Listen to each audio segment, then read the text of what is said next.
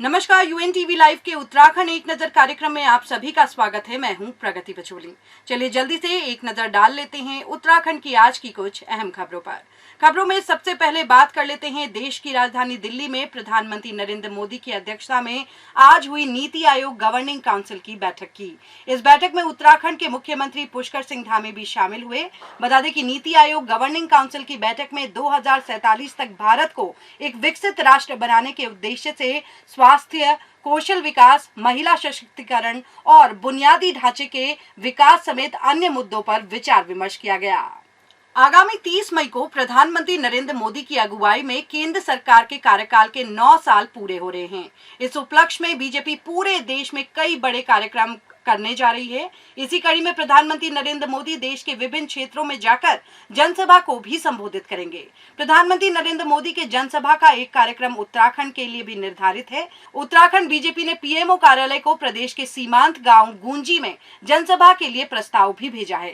राज्यसभा सांसद नरेश बंसल ने कहा कि प्रधानमंत्री नरेंद्र मोदी की जनसभा 30 मई से 30 जून के बीच पीएमओ कार्यालय से हरी झंडी मिलने के बाद किसी एक दिन होगी। ऐसे में इस दौरान प्रधानमंत्री नरेंद्र मोदी उत्तराखंड भी आएंगे, जिसकी तैयारियां लगभग पूरी हो चुकी हैं। 9 वर्ष का जश्न कोई मिठाई बांटकर नहीं मनाया जाएगा। कर हमारे बूथ अध्यक्ष से लेकर के राष्ट्रीय अध्यक्ष तक और गांव के पंच से लेकर प्रधानमंत्री तक सभी जन जन के बीच में जाएंगे, घर घर में जाएंगे, पार्टी का साहित्य देंगे, पार्टी की उपलब्धियां देंगे और व्यक्तिगत वार्ता भी उपलब्धियों पर करेंगे। जन जन को उससे अवगत कराएंगे कि भारतवर्ष ने 9 वर्ष में विभिन्न क्षेत्रों में जो प्रगति की है और 2014 से पहले की क्या स्थिति थी, ये सबके सामने रखेंगे। एक तरफ प्रधानमंत्री नरेंद्र मोदी की अगुवाई में केंद्र सरकार के 9 साल पूरे हो रहे हैं, तो वहीं दूसरी तरफ पीएम मोदी की अगुवाई में केंद्र सरकार के 9 साल के कार्यकाल पर विपक्षी दल कई सवाल खड़े कर रहे हैं। आम आदमी पार्टी के वरिष्ठ नेता ज्योत सिंह बिष्ट ने भी प्रधानमंत्री नरेंद्र मोदी के कार्यकाल पर सवाल खड़े किए हैं।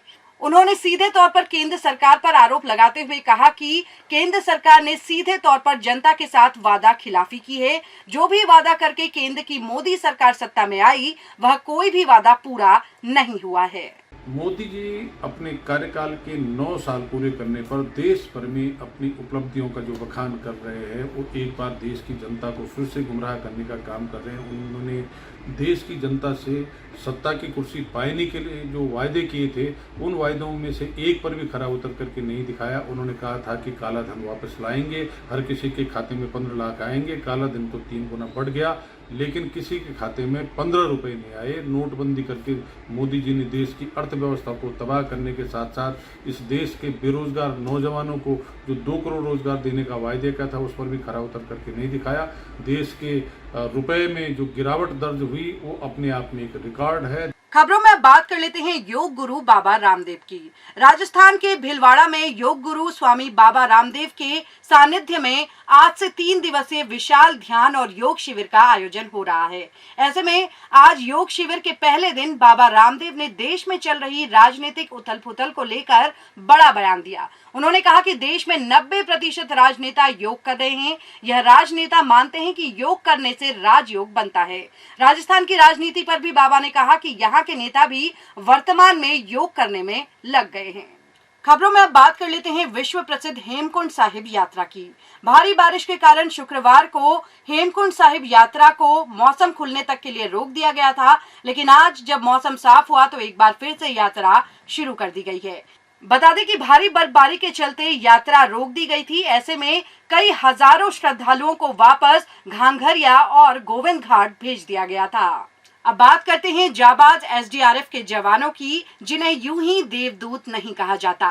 दरअसल शुक्रवार को जिला नियंत्रण कक्ष रुद्रप्रयाग द्वारा एसडीआरएफ को सूचना प्राप्त हुई कि श्री केदारनाथ से भैरव मंदिर की तरफ 3 से 4 किलोमीटर आगे मेरू सुमेरु पर्वत के पास एक तीर्थ यात्री मौसम खराब होने और साथ ही साथ भारी बर्फबारी के बीच फंस गया है, जिसके बाद आनन फानन में एसडीआरएफ की टीम संबंधित व्यक्ति की मदद के लिए पहुंची और व्यक्ति को बचा लिया गया और हॉस्पिटल पहुंचा दिया गया। तो यह थी उत्तराखंड की आज की कुछ अहम खबरें जिनसे हमने आपको रूबरू कराया है। उत्तराखंड की अन्य खबरों को जानने के लिए आप हमें लाइक सब्सक्राइब करना ना भूलिएगा। नमस्कार।